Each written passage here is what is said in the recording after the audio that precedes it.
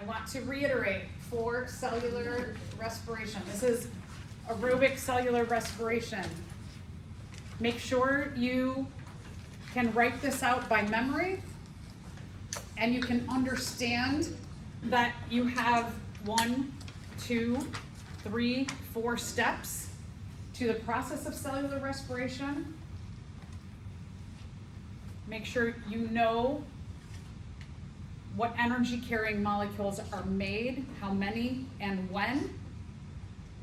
Make sure you know that oxygen is needed to go from the first step of glycolysis, which happens in the cytoplasm, to get into the inner portion of the mitochondria, which is called the matrix. Transition reaction gets you into the matrix, and the Krebs cycle happens in the matrix. Electron transport chain happens in the inner membrane called the cristae. Make sure you know that at the transition reaction, 2 carbon dioxides are lost. At the Krebs cycle, 4 carbon dioxides are lost. Make sure you know at the very end of cellular respiration, water is made. And then also make sure that at every step, you know how many ATPs are made. So let's reiterate the importance of oxygen in this whole process.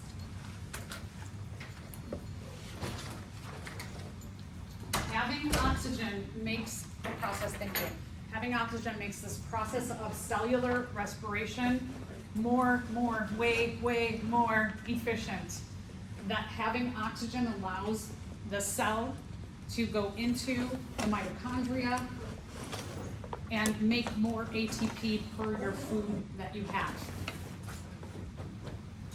The other thing is that concretely, why oxygen is important is because at that end, that oxygen is waiting for hydrogens that were given off from NADH way back in the cytoplasm at step 1 in glycolysis. There were a couple extra hydrogen ions that at the end come together with oxygen to form water at the very end in step 4 at the electron transport chain. And then I kind of went flip-flopped them. And then remember that when we have aerobic means with oxygen. Just like if you do aerobic exercise, you utilize a lot of oxygen.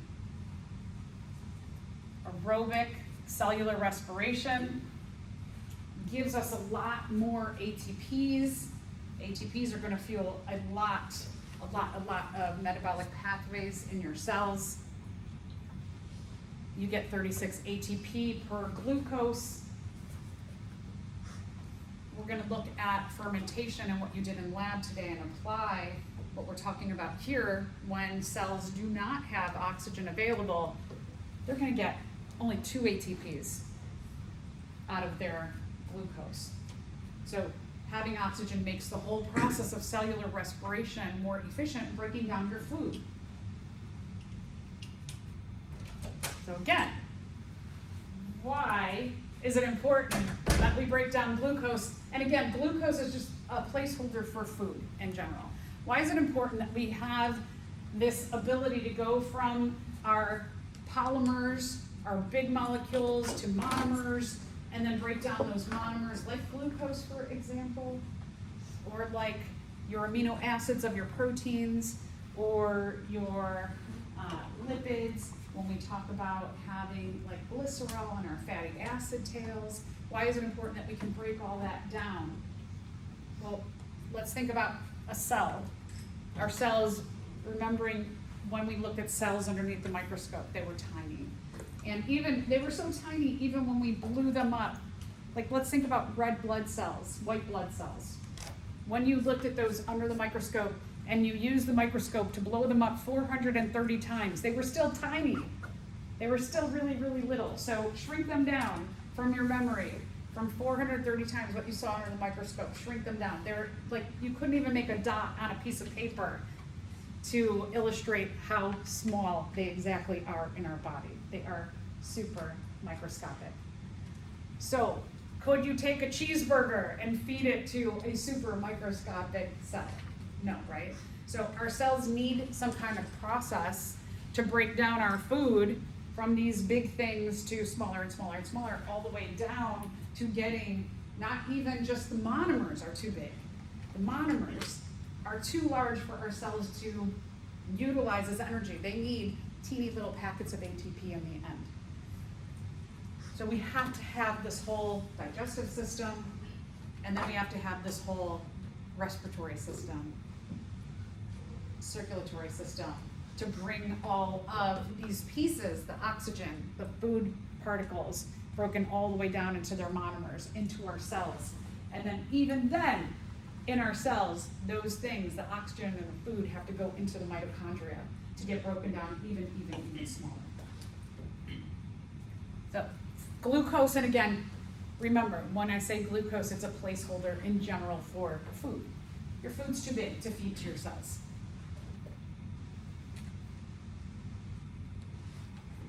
The energy currency, I always like to talk about it as like money,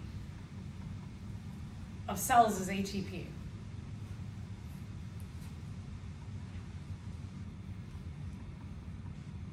Think about your cells as though they are vending machines, and your food is money. So if you have a $100 bill, or if you're lucky enough to have a $1,000 bill, and you go down the hallway and you go to the vending machine and you're like, I got a $100 bill, I can buy everything in here. Can the vending machine take that $100 bill? No, it says on there it'll take like ones, fives, maybe a 10, right? So you could have all of this big stuff that's really valuable, like money or like food. You can have all this food on your plate, but the cells can't utilize the food in that form. Just like the vending machine can't utilize that $100 bill in its form. But if you go and you take that $100 bill and you get it changed into 100 singles, that's like the process of cellular respiration, is taking that $100 bill and changing it into singles. The $100 bill is like your big food plate. The singles are like the ATP. The vending machine can use those 100 singles, but it can't use that $100 bill. Just like your cells can't use the plate full of food, but they can use all these little packets of ATP that your food gets broken down into. ATP is universal. A high majority of our metabolic pathways are fueled by ATP. So that's one support of this universal energy molecule. The other thing is that almost every organism on the earth, from single-celled prokaryotic bacteria or archaeans, all the way up to complex organisms like us and flowers and fungus and plants, we all utilize, whether we're talking about a single-celled organism all the way up to the most complex organisms, most organisms utilize ATP in their metabolic pathways. So that's, I think, kind of interesting too. All right, so again, other sources of energy, not just glucose is valuable in our body. We can eat pretty much anything in terms of food, and they will be funneled at some point into cellular respiration. So we'll still utilize lipids and proteins and other carbohydrates, because even if you're just thinking about the carbohydrate group, glucose isn't the only carbohydrate that we use. We use a wide variety of carbohydrates, but all of these get broken down outside the cellular respiration, and then their pieces get funneled in at different steps. So they all go in at some point into cellular respiration, the monomers of lipids, proteins, and other carbohydrates. All right, so fats or lipids, they get metabolized, and then they go into the middle of the glycolysis pathway.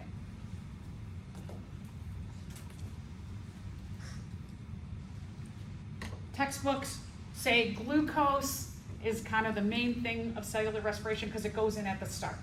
It is the one molecule that can go right in at the start of glycolysis. That's why glycolysis is named, because glucose can start right at the beginning. Isn't it also because glucose can get turned into ATP the fastest? Right, because it can go in, it doesn't need to get broken down into smaller parts before it goes into cellular respiration, right? Yeah. But all of these things will get broken down and made into ATP also. They just have to get broken down inside metabolic reactions before they can enter at some point into cellular respiration. So everything goes into cellular respiration, but the only thing that goes in at the very start is glucose. So what happens in the mitochondria? And then they do eventually, so this, when we're talking about like lipids, for example, they'll get broken down in the cytoplasm, and then they'll go into the middle of glycolysis. Glycolysis happens in the cytoplasm just outside of the mitochondria. And then some things will go into the mitochondria and get funneled into different parts of the pathways. So this does get kind of, if you're thinking about like,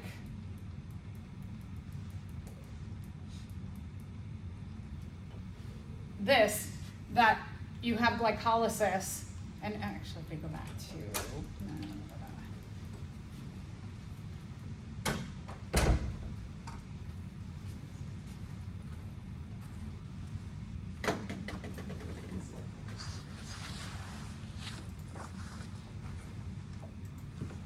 so this is glycolysis. What happens is that the lipids are going to be like a reaction out here in the cytoplasm, and then their parts will start funneling into parts of glycolysis.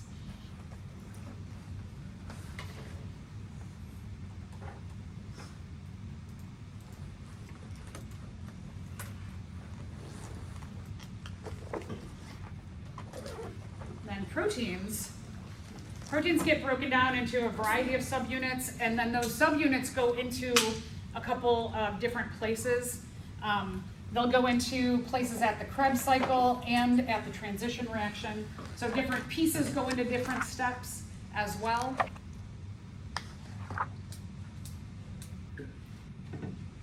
If you remember, pyruvate gets formed at the end of glycolysis, and then acetyl-CoA is at the beginning of the Krebs cycle. So they'll go into different pieces, go into different places, but all going into cellular respiration at some point. So this will give you an overall picture of, if we're talking about the proteins, parts of the amino acids go into glycolysis, parts become pyruvate to start out the transition reaction, and then parts go into the end of the transition reaction and also into the Krebs cycle. So proteins have the ability of the parts to enter 4 different places into cellular respiration. Fats, some of them, the glycerol, for example, will go into glycolysis, and the fatty acids will become acetyl-CoA, and then they'll enter at the end of the transition reaction, which goes into the beginning of the Krebs cycle. So again, just to emphasize that glucose goes right in, other carbohydrates get broken down before they can go into glycolysis. Your fats get broken down, they go in at various places, and the proteins go in also at various places. All food is valuable for cellular respiration, not just glucose. All right, so what happens if you don't have oxygen? Then you start to do what's called anaerobic respiration. The an means no or without. So in science, when you see something that says and blah, blah, blah, it means whatever's following the and means it's not being used. So anaerobic means without oxygen respiration. When this happens, eventually you have a step that's called anaerobic respiration, and then the next step is fermentation. So the anaerobic respiration leads us to fermentation. Anaerobic respiration when oxygen is not available, no oxygen. And not aerobic oxygen, or no, or without.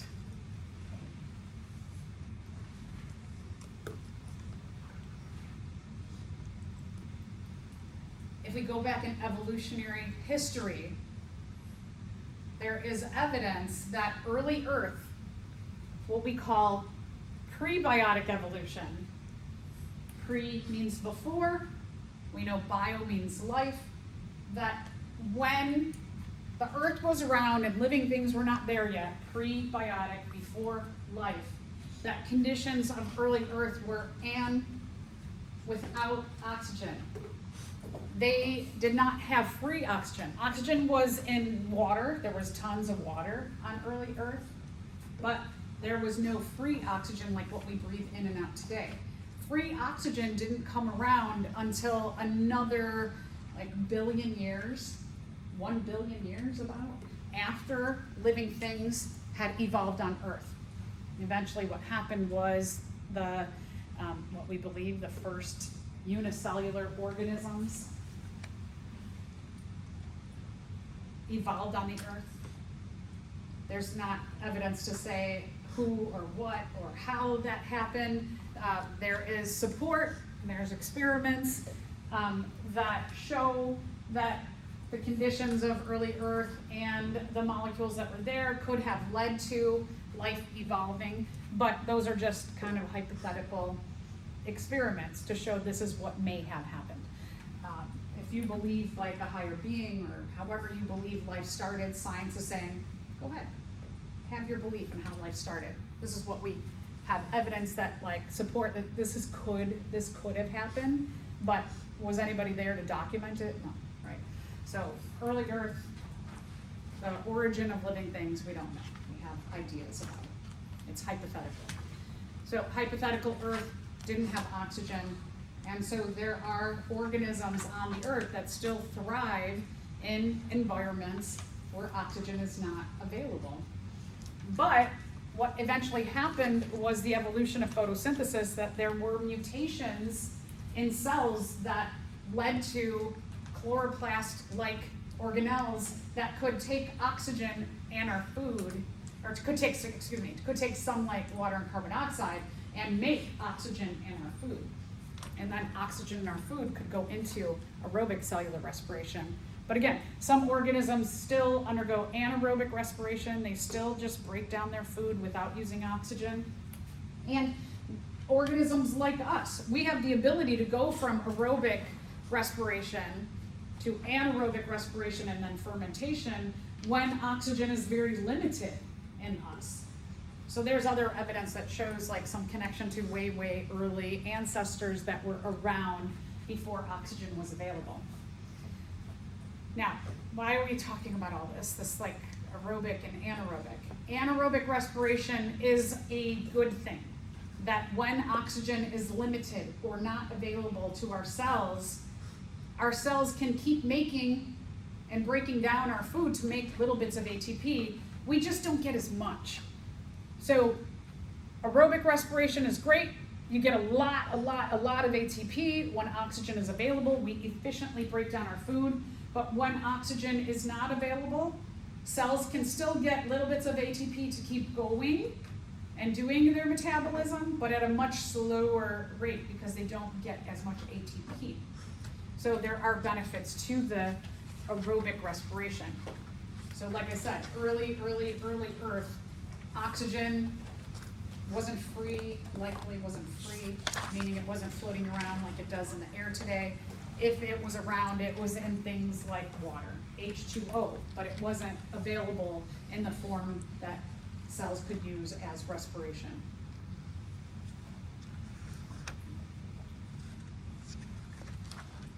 Okay, so like I said, aerobic cellular respiration is good, that your cells can still break down your food and get ATP, but it's not as efficient.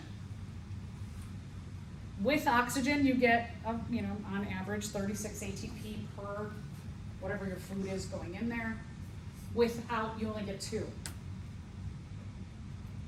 So it's a lot different. It's less efficient to undergo anaerobic cellular respiration.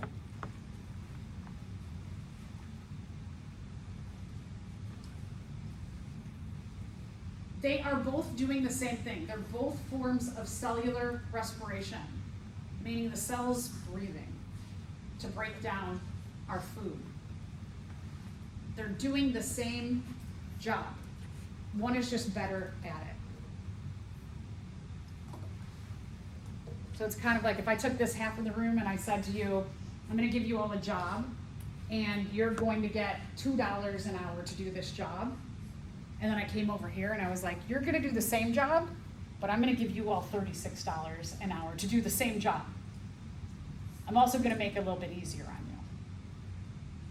That's like what the cell's doing. It's doing the same job.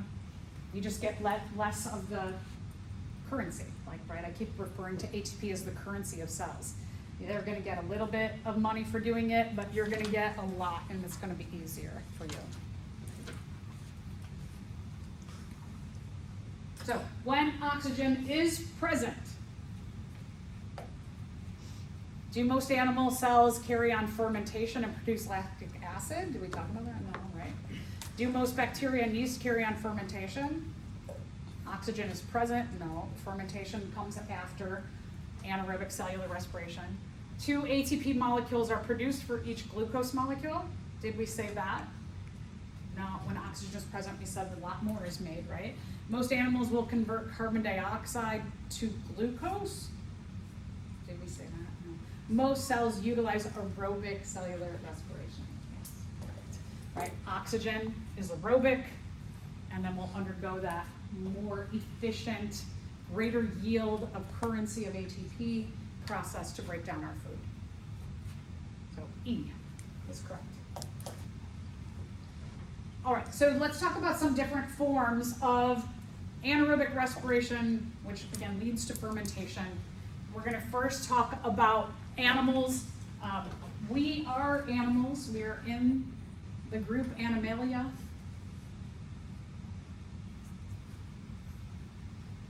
Most animals can undergo anaerobic cellular respiration. The process that it leads to fermentation, right, we said produces 2 ATPs. The good thing is glucose, our food, is still broken down so that we still get a little bit of that currency to run our cells. But look at the big difference, right? Only 2 ATPs.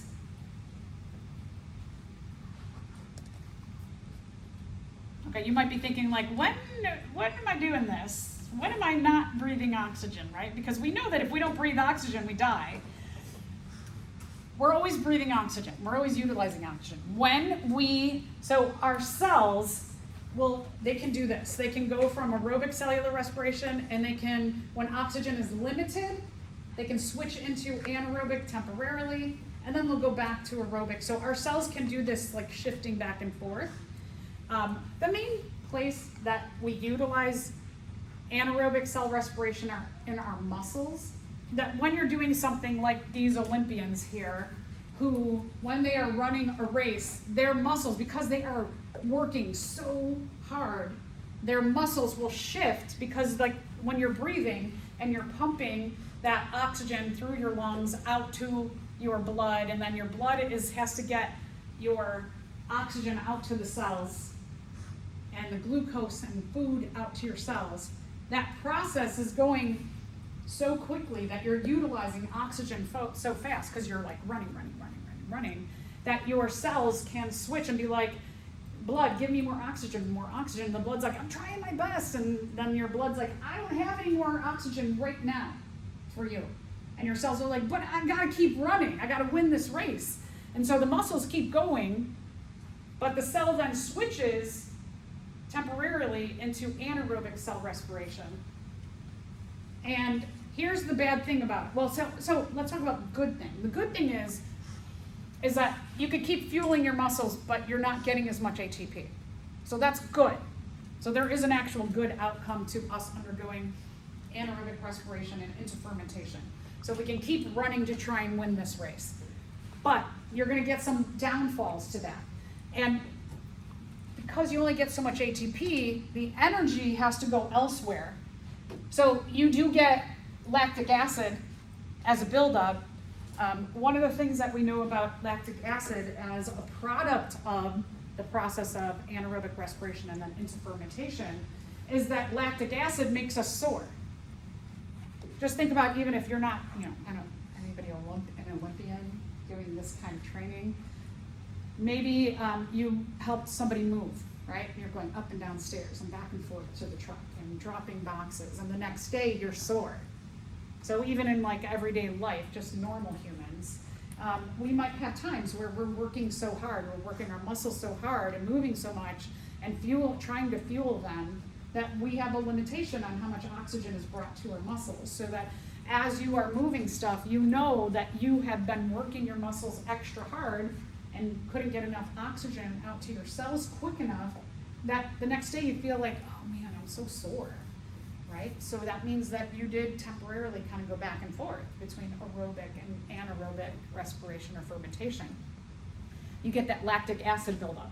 What happens then is that buildup of lactic acid as a result of allowing our cells to keep going but at a lower currency payoff is that you get sore, and then over the next few days you get less sore, because what happens to that lactic acid, it goes back into cellular respiration at some point, and then it gets broken down and you get less and less sore as you have a regular flow of oxygen to help you break down that product that you had happening while you were working so hard.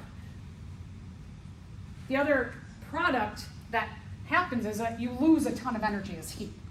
And we know that, right? Like as you work your muscles so hard, you get hot, you sweat.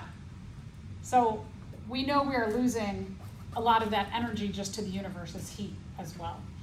So while you have two negative products here, the lactic acid and the heat, there is a good thing that your muscles could keep working during this strenuous activity that you had. So you have to kind of, it's like you look at the goods and the bads of this. All right, so that's us as animals. Oh, so let's answer this question. Fearing for your life. You are running at top speed because you are being chased for 10 miles by wild Palos Hills monkeys, and your muscles begin to switch to anaerobic respiration. Which of the following is not a bad consequence? So, good things. Oxygen debt increases, lactic acid is produced, ATP production declines, your cells continue to produce energy, right? That's a good thing here. And we said, not all of these are problems, because we said this was the one good thing. So again, when things are strenuous, it's a good thing that we can switch into this as opposed to just dying. Because if we didn't have this ability to switch into this temporarily, your muscles would just stop working. And again, I know I'm focusing on like the muscles of like you're getting sore in your muscles, but remember your muscles are lining your digestive system, your respiratory system, your circulatory system, all these systems that keep us moving. They use the assistance of muscles also.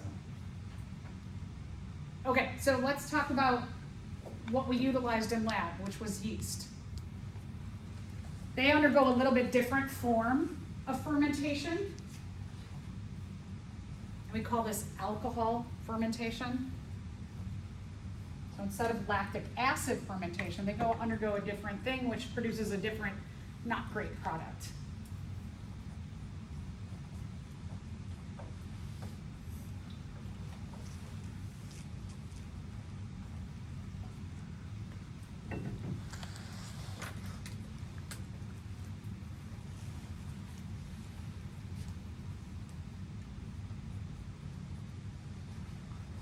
So a couple of everyday examples, right? We're doing one in lab where we're producing alcohol, wine.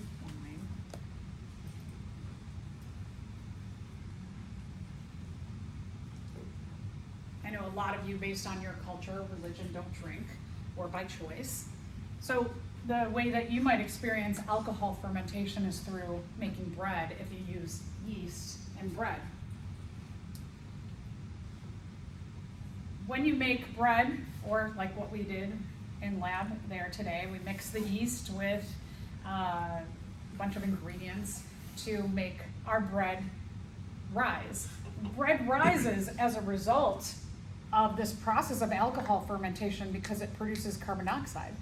That carbon dioxide is still being respired off, so it makes bubbles, and it makes our yeast rise. It also temporarily makes alcohol in here, but here's the thing about alcohol and why you don't get drunk off of eating bread made with yeast, whereas like what we're doing in lab with the thermoses is we're holding on to that alcohol inside of the thermos. It's not being released. That when you take this and you bake it, because alcohol has a low heat of vaporization, that means that it doesn't take a lot of heat to make your alcohol evaporate. So you put it in the oven, and when you put the heat of the oven in there, the alcohol is going to evaporate off, and you don't taste that alcohol in your bread then. It goes away. But you're left then with a nice like bread that has, you can see in bread, when you slice it, it'll have little like pores or pockets, and that's from the carbon dioxide bubbles that you've utilized the yeast with. Now, when we take a look at our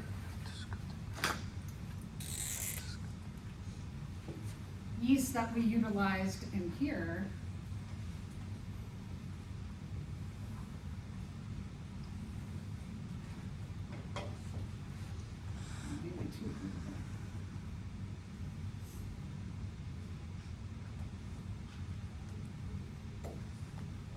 excuse my drawing.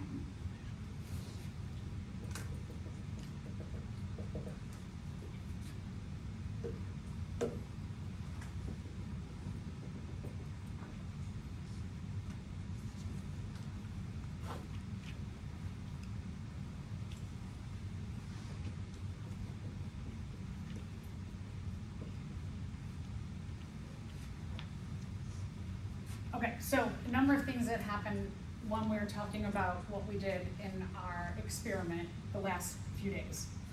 That first, we put grape juice and we put some sugar.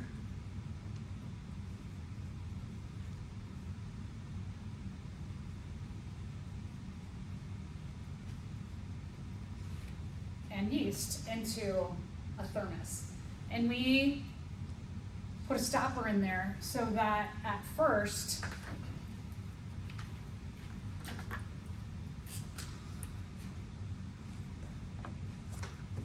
what you have in there is you've got oxygen that's captured inside of your thermos, and your yeast will utilize the sugar and the oxygen to undergo aerobic respiration. All reactions give off a little bit of heat, so temperature might go up from room temperature just like a little bit because it's undergoing aerobic respiration. Because you have oxygen that was in the air when you bottled up the yeast. But what's going to happen is that the oxygen is going to get used up. And when the oxygen gets used up, we start out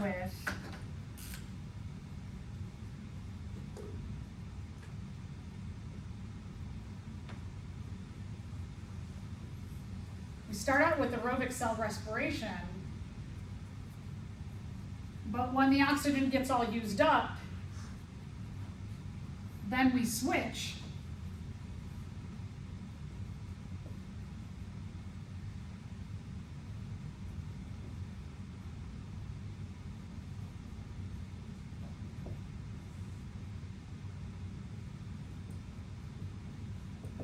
to anaerobic cell respiration or fermentation.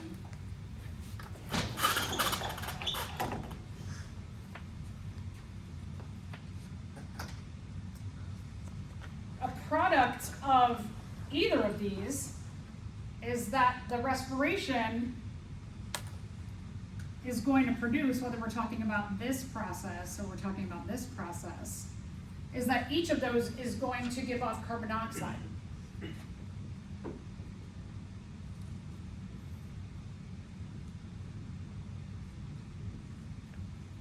And if you kind of noticed when taking data,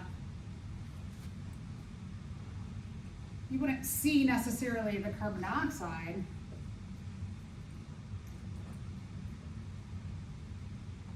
But you see the bubbles. I'm sorry. But you see the bubbles. Yes, good. So what you may have seen in this flask over here, as a result of the carbon dioxide, is you would have seen the carbon dioxide bubbles in the solution. So a lot of you didn't see that. So then how might you know that that process happened where it was still respiring and giving off? That if you didn't see the bubbles, you will today see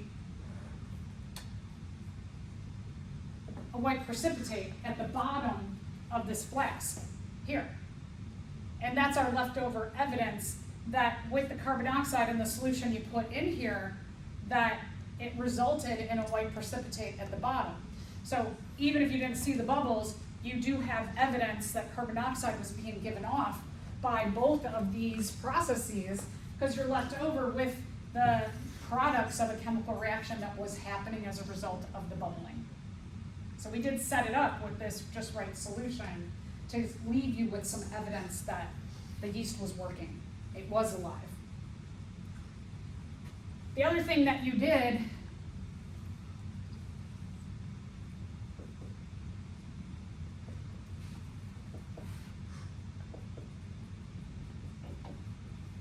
was you did temperature tracking.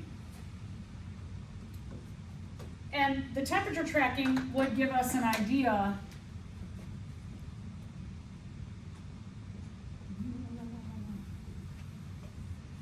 that both of those things were happening. Now, the temperature tracking, when we take a look at that data today,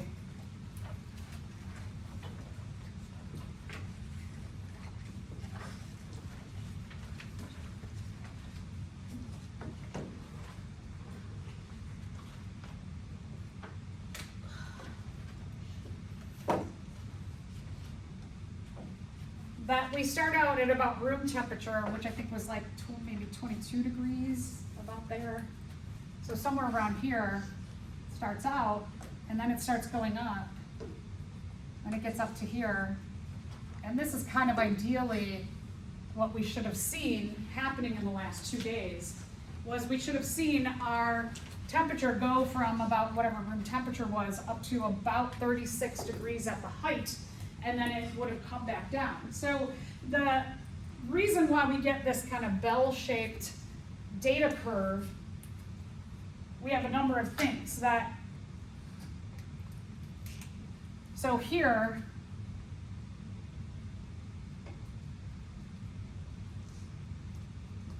probably like, and here aerobic cellular respiration is happening, so a little bit of heat is given off. As this oxygen is getting utilized, the yeast are undergoing kind of like their normal, like, hey, we got oxygen, let's do this efficiently. We're going to break down the sugar in the grape juice and the sugar that you added, right? We got sugar in both of these places. So it's it's utilizing the sugars, and it's gonna give off a little bit of heat because all reactions give off some heat. But then,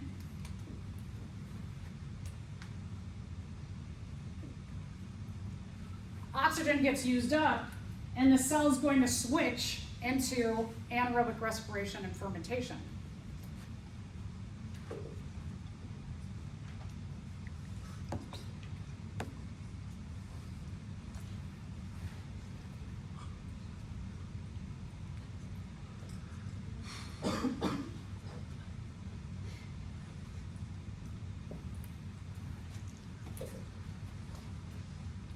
But then it starts coming down again.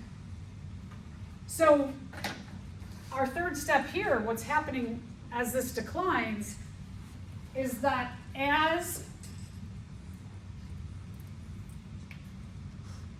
it does this, right, and then it's going to utilize, so during aerobic respiration, it's going to utilize the sugars, and then we run out of oxygen, and it switches over to anaerobic respiration, and it uses up all the rest of the sugars. And the other thing that's happening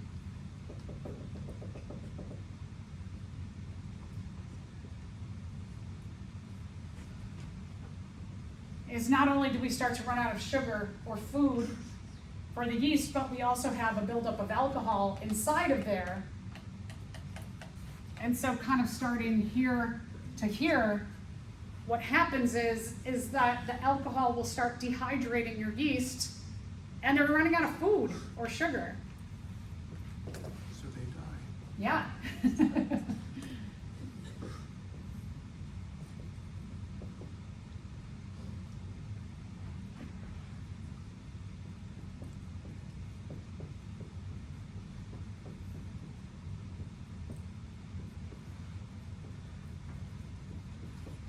And they die. And so that in 2 days, what you have done is you all have murdered your yeast. All for the sake of some wine. All for the sake of science. Okay, so comes back to room temperature because all the yeast are dead. And so that's what we should have seen. Takes about 2 days in the size of the thermos that we had and the amount of yeast and the amount of sugar. We should come back to about room temperature because everything's dead inside. And so your control group, the one you set up, or the one that one of your lab group set up, was that the control group, the room temperature should have stayed pretty even. Might have got a little bit colder. You could see like maybe here during, in nighttime, it might have gone up just like a little bit as it got colder in the room. But it stays about approximately the same temperature. And when all the yeast are dead, the thermos goes back to about room temperature because it doesn't have either of these reactions happening, and reactions are going to give off heat. And so when you were tracking the temperature, you were seeing that as that temperature changed, all of these things were happening until you got to death of the yeast. So this is ideally what should have happened in your experiment. You might want to take a picture of this to help you write up your lab today.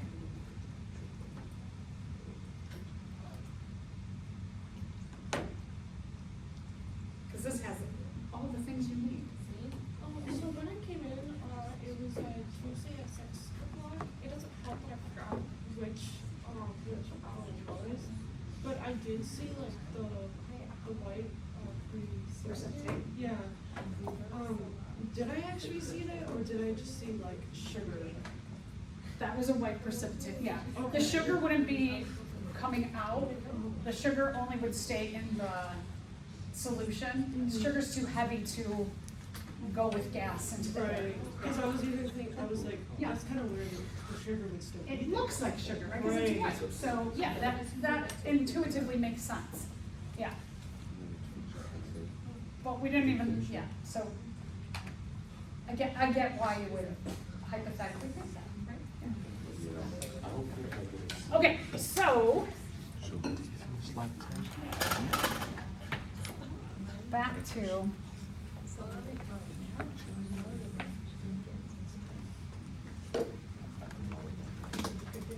the heat goes up so much during your experiment because they're really working on living. So you know that in those periods where the heat goes up and down, the yeast are still alive. Or even if we're looking at like this last bit here, what it means even here, there's some yeast alive. Some yeast alive. So they're all like slowly, most of them are alive here, like most are alive here, and then they're starting slowly the population of yeast that you had put inside of this thermos to die off until everybody's dead here. And so another big piece of data that shows that these processes were happening was the ability to track the temperature. So this is that same illustration that I showed you before and said, make sure you know this, with the context now of, at this point, at the end of glycolysis, if you do not have oxygen available at that given time, your cell is going to switch into fermentation. And then depending on what kind of cell you are, if you're an animal, you'll undergo lactic acid fermentation, but if you're a yeast or a bacteria, you'll undergo alcohol fermentation. If oxygen is available at this point, you get to go into the mitochondria. So it just shows both the anaerobic respiration and fermentation and aerobic respiration all in one context. So this is another good addition to your studying that you should know. And again, the details are pretty much for when we're talking about the anaerobic respiration and going into fermentation. This is the amount of detail that you really need to know. What's the lactate one? I'm sorry. What's the lactate fermentation? Lactate is the lactic acid or animal fermentation. And then the ethanol one is the alcohol fermentation that happens in yeast and bacteria. So this is just, the arrows are showing this is one group of organisms, this is other groups of organisms. Yeah, good question. You do not need to, I just put this in here because a lot of times this amount of detail is in the book and students are like, wait, I saw this. You don't need to know this amount of detail. This is the amount of detail you need to know for your anaerobic respiration fermentation. So you could just put a little cross through that. Sometimes it feels good to cross things out, right? If you want to know more details, some of the more steps, I need to look at it. But okay, so let's say if you've ever opened a beer or champagne, I'm sure we've all seen somebody pop a champagne bottle and it explodes out. What is that release of air? Is it bubbles of carbon dioxide are trapped due to the chemistry of aerobic respiration by yeast cells? Lactic acid fermentation accounts for the gas released in a bottled beer. The beer was bottled while the yeast were still alive and fermenting, so bubbles of carbon dioxide were trapped. Bubbles are simply nitrogen bubbles which resulted from the beer making process. We didn't even talk about nitrogen. The bubbles were formed by the yeast during the electron transport system. So definitely, we didn't talk about nitrogen gas, right? So we can get rid of that one. If they're undergoing fermentation, do they get to the electron transport system? No, they don't even get here, right? They don't go into. This happens inside of the mitochondria, and you have to have oxygen to go into the mitochondria. Lactic acid fermentation. Do the yeast undergo lactic acid fermentation? No, they undergo alcohol fermentation. And this one says bubbles of carbon dioxide are trapped due to the chemistry of aerobic cellular respiration. No, right? So that leads you to C is your best answer here.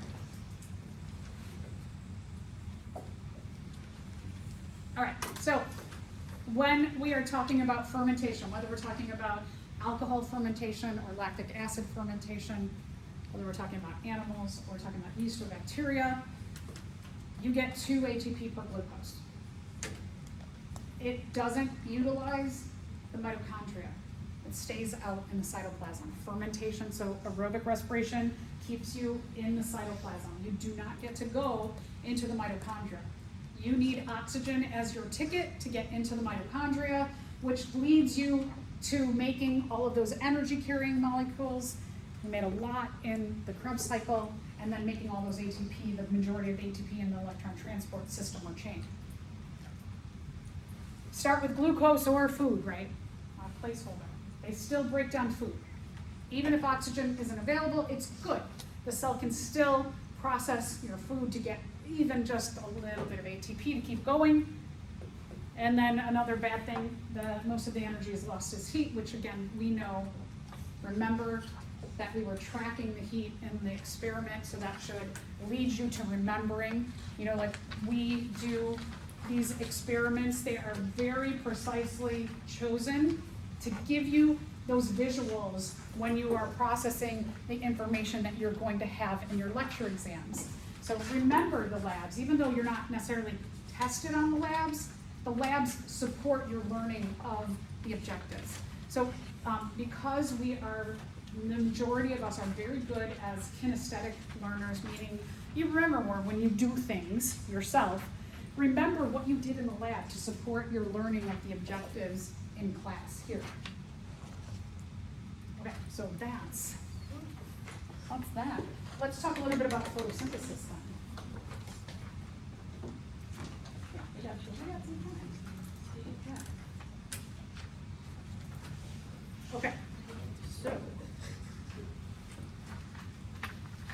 you're a heterotroph.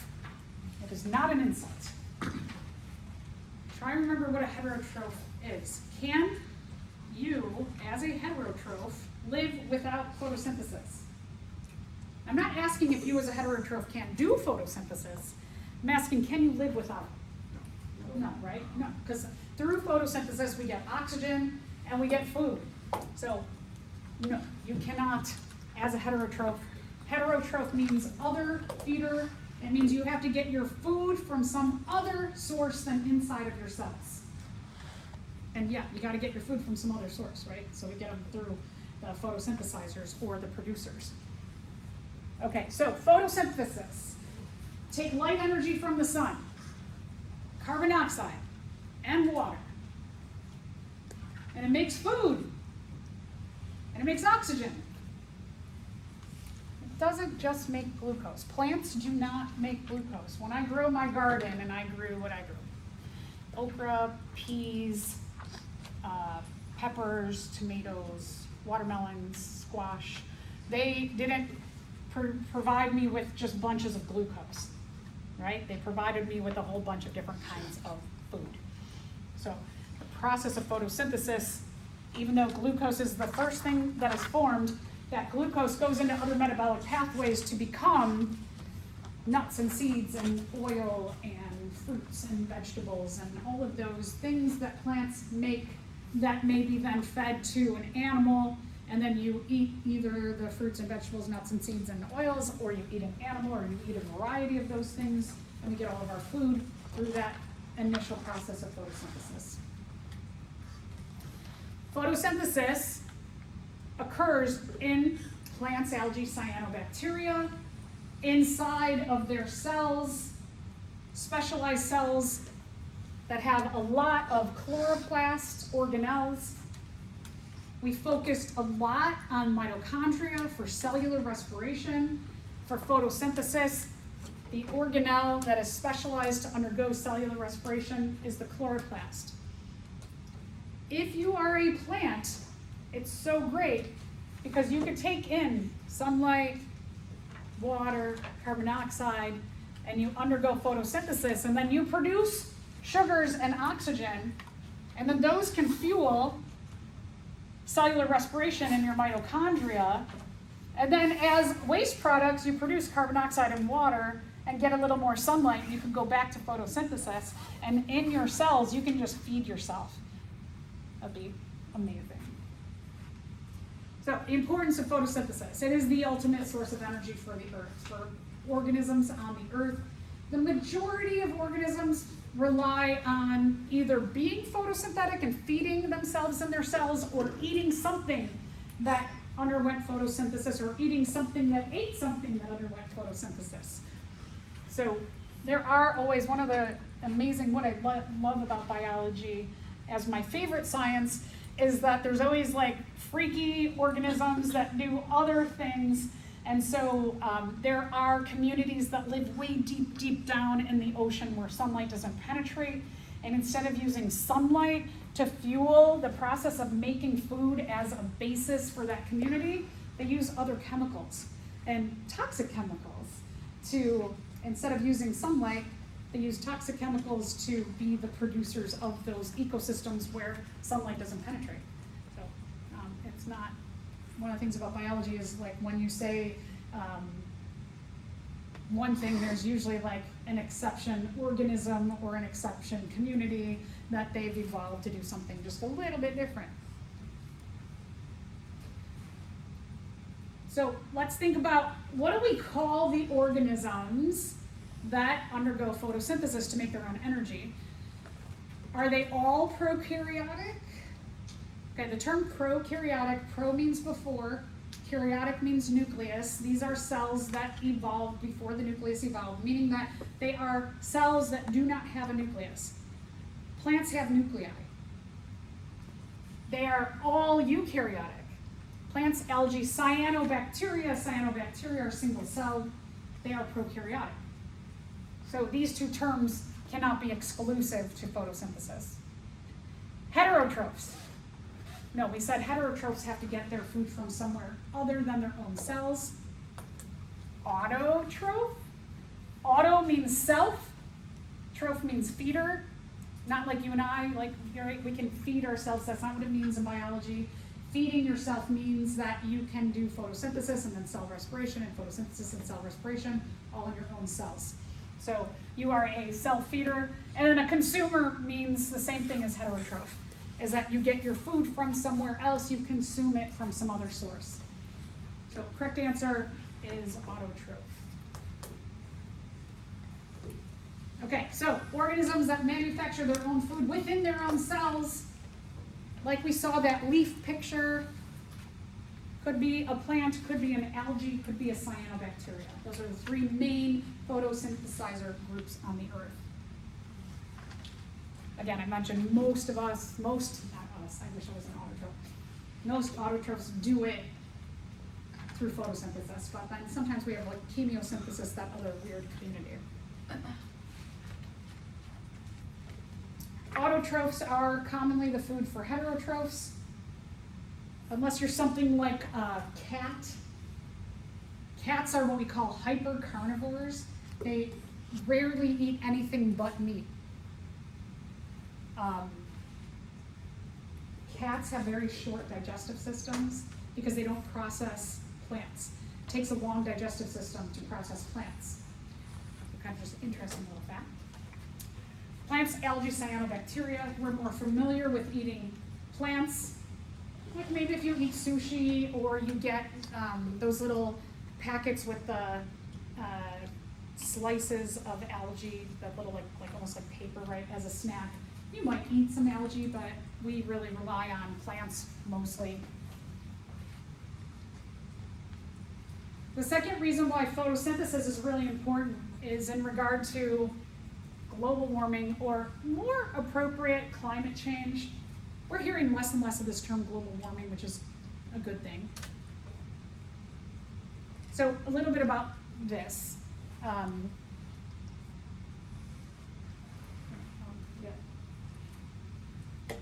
Right, so a little bit about our Earth.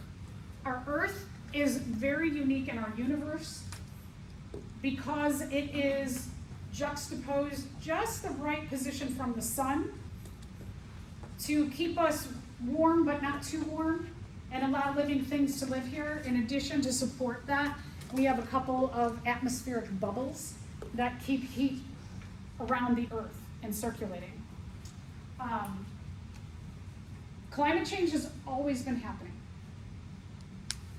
The climate has always been changing. As I mentioned, early Earth, there is evidence to show that early Earth had tons of water, and it was pretty much all covered in water, and it didn't have free oxygen, like O2 like we breathe. So it was more anaerobic. It catered to favoring anaerobic organisms.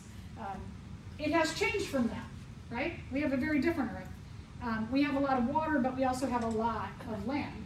So we know the climate has changed. So if people say things like, I don't believe in climate change, it's like, well, hey, look at your evolutionary history of life on Earth, right?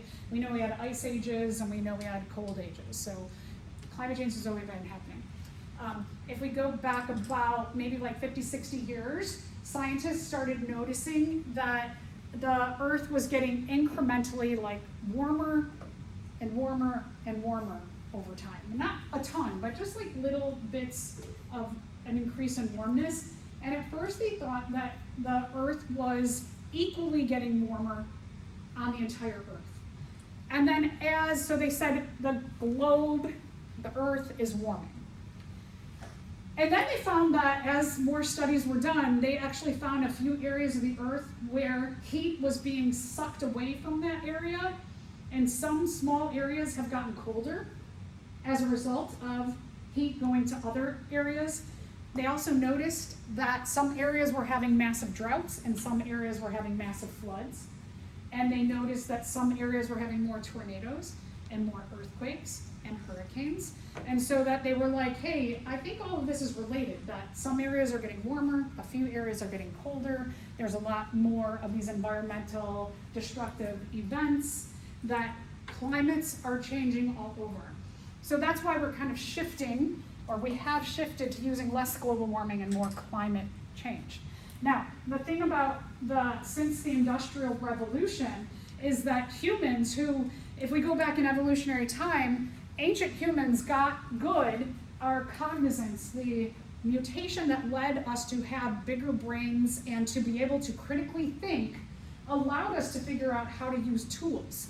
And in the ability to use tools, we went from things like rubbing rocks and sticks together to get fire, and to being able to sew and make clothing, and to use fire not only to warm our houses or our caves, but also using fire to cook, which there's a lot of support that says the ability of the tool of using fire to cook our food allowed us to exploit our food sources and nutrients at a much more efficient and greater level that led to the ability to support our cognizance and allowed us to get smarter over time. So food was really, they believe, fire use and cooking food was what a lot of scientists believe allowed us to like really fully use our intelligence. So we were able to make more tools and more tools and more tools.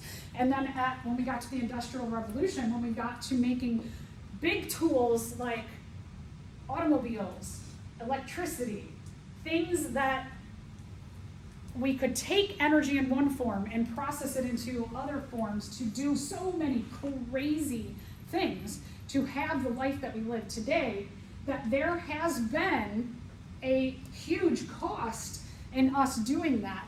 That since the Industrial Revolution, the temperature as a result of processing our energy, our fossil fuels, that are fuels made from the compaction of ancient dead organisms into things like gas, like natural gas, gasoline, oil, and coal, that when we utilize them so much, burning them produces extra carbon dioxide into our atmospheric bubble. And our atmospheric bubble, before the Industrial Revolution, it would kind of go back and forth between hot and cold. But all this extra carbon dioxide that is made from utilizing fuels to do all these crazy tool use that we do now, modern tool usage, that the increased amounts of carbon dioxide have contributed to warming our bubble so much to a point that it's really, really messing up climates and really making a lot more natural disasters happen. Now, we do see a correlation between the rises in carbon dioxide and the rises in temperature over time. You can Google this. If you said correlation between carbon dioxide and temperature on the Earth over time, you will see tons and tons and tons of scientific studies to support that rises in carbon dioxide correlate with rises in temperature. And so when people say, like, I don't believe climate change is happening, or I don't believe humans have contributed to climate change in a negative way, that since the Industrial Revolution, we have seen this correlation. And we do know that the amount of carbon dioxide that we give off from all of our energy source conversion is negatively impacting climates all over the Earth. And daily. 2 weeks ago, hurricane in Florida and 8 other states, right? North Carolina got hit really, really hard. Now, Milton is happening again. And that's only in our country. There's so many things that are happening in so many other countries that if you dig into the daily news, it's like crazy, awful things are happening. So remember that carbon dioxide, that the equation for photosynthesis, sunlight, carbon dioxide, and water, the very things that can photosynthesize could take more carbon dioxide out of the atmosphere. But then, if we talk about like the rainforests, for example, that the rainforests who have a lot of plants, they're getting destroyed so that we can grow monocultures. Like people will just grow pineapples, they'll rip down rainforests and get rid of the diversity of life and the diversity especially of the photosynthesizers, and then they grow pineapples for about 5 to 8 years, and then the soil gets depleted of all the nutrients, and then they're like, we're going to buy this rainforest over here, we're going to do the same thing, and we're going to buy this rainforest over here, and they're just destroying, by football fields by the second of rainforests are getting destroyed.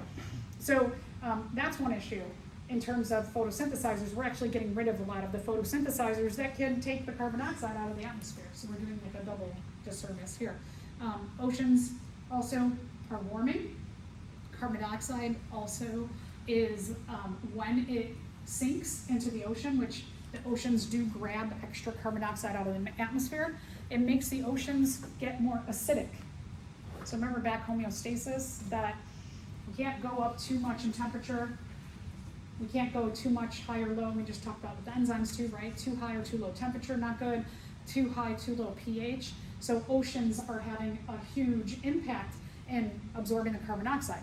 Now, if you're like, well, we got plants on Earth, right? But not only are the plants being destroyed on Earth, but the majority of photosynthetic organisms, about 70% of them live in the oceans. So if you think like, I don't have any relationship to the oceans, 70% of the atmospheric oxygen that you breathe to help you undergo cellular respiration and break down your food is produced in the oceans. Okay, so what are some, let's talk about a solution. And this is pretty interesting. If you're somebody who is like, I really like biology, I am interested in maybe engineering, you could go into like bioengineering, and here's a field where you could look at utilizing photosynthesizers to make fuel. Now, let's talk a little bit about fossil fuels. That the humans on the Earth have a huge reliance on fossil fuels. Fossil fuels, coal, oil, and natural gas, the three big industries that we have on our planet, all of these kinds of energy sources come from ancient dead organisms that were compacted over time into the different forms of energy. And we only have so many, right? There's only so many past organisms. Those are what we would call non-renewable resources, because we can't just keep making organisms to kill them and make the fuel. We only have so many past dead organisms and so much of the oil, gas, and coal in the earth. So now, what if you could take living organisms and we could keep growing them, right? Like we could grow plants, we could grow algae, we could grow cyanobacteria, and then we could make them convert into energy. That's a renewable source because you can continuously grow those organisms. And one of the things that you might see out there as you drive around to the gas station, some gas stations have this E85 gas, and you also might notice that that E85 gas is usually cheaper than the regular gas that most of us put in our car. Anybody have an E85 car? Oh, very good. Now, if you're like tempted, you go to the gas station and you're like, ooh, gas is $4 a gallon, but E85 is $2.50. Do not put E85 in your car if it's not an E85 car, because it will destroy your car.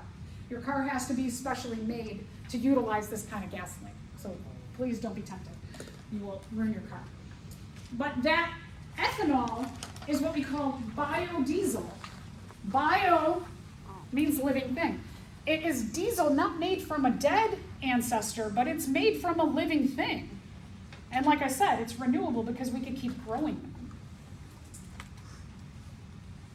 So what kind of things could we grow? Biodiesel in particular comes from plants like soybeans, canola, and palm. Canola is corn. So this all gets very complicated with politics. In the United States, we grow a ton of corn. So where we used to have prairie land, a lot of corn is grown, especially in Illinois.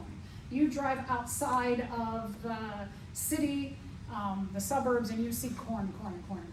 You also see a lot of soybeans as well. So these things we see all over Illinois.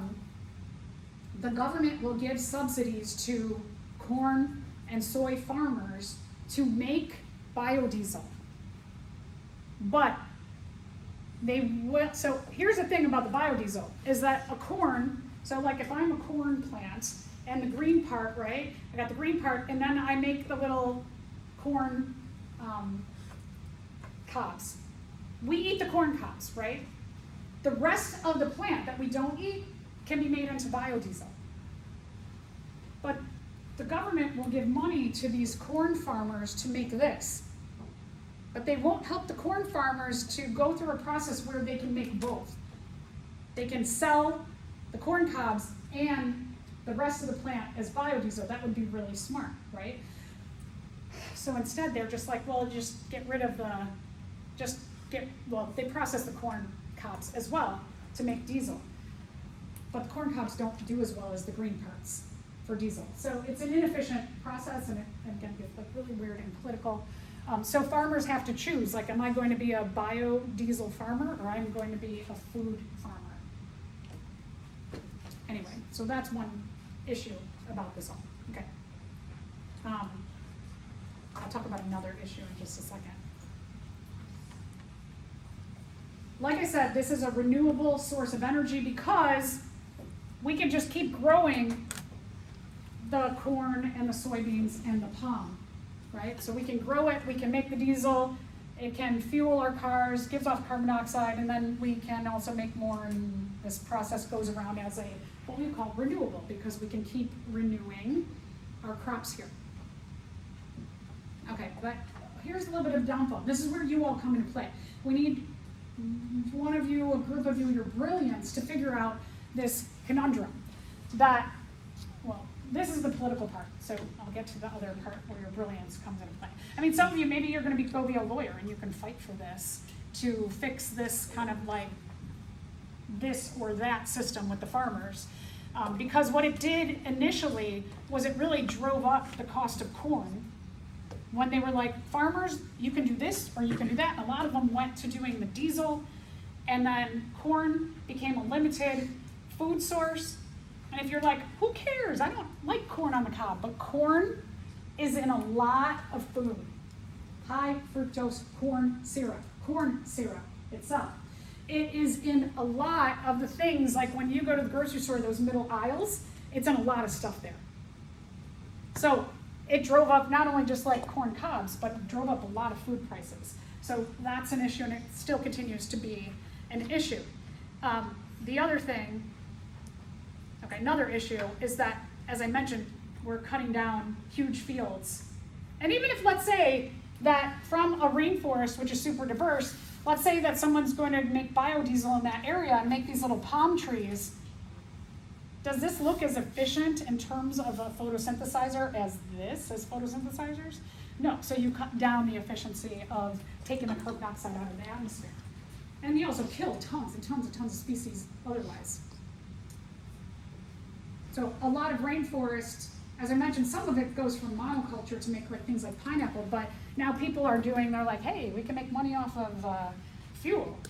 And so we're getting rid of the rainforest there.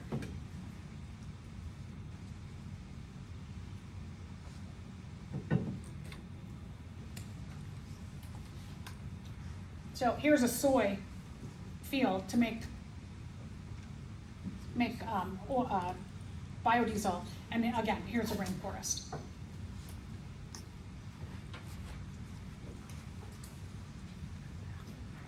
So this I talked about, and one last thing I want to talk about where your brilliance comes into play. And some of you legally, maybe you can go and solve some of this legal stuff, and maybe some of you can figure this out. Even more than biodiesel using corn, soy, and palms, algae grow even faster than those. Algae like this one here, they can double their body mass in a day. Imagine that. Let's say you weigh 125 pounds and you double your body mass in a day. You become 250 pounds the next day. And then the next day you become 500 pounds. You can grow these quickly, way quicker than the biodiesel sources. So people are really exploring this. Now there are algae farms like this. Looks like giant test tubes, or they do these like sheets. They hang them in pockets and sheets. We're almost there in terms of the yield of energy that's put into making these farms and the amount of energy that we get out of it. And what I mean by that, and what I mean by needing better technologies, is that let's just say that to run one of these farms, that it costs 1,000 units of energy to run it, but in a day, you can only process 750 units of energy. So it takes an extra 250 units of energy beyond what you can get out.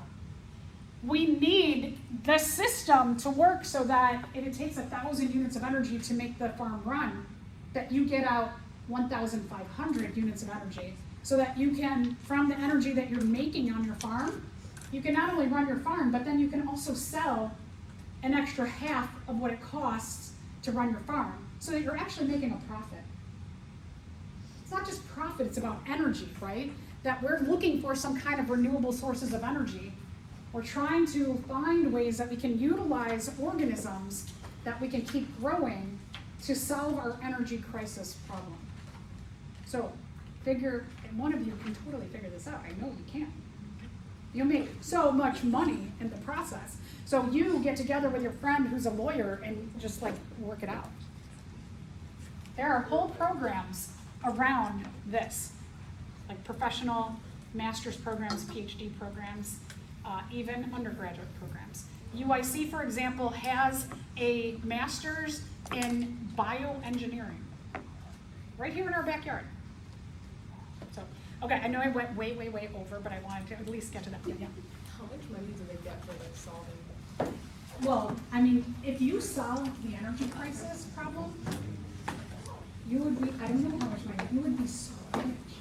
You'd probably also get murdered, but that's a whole, the oil, gas, and the coal industry will probably come for you. So if you start to figure this out, don't tell anybody until you have massive protection. What is it? Anyway, I know, the world's so convoluted.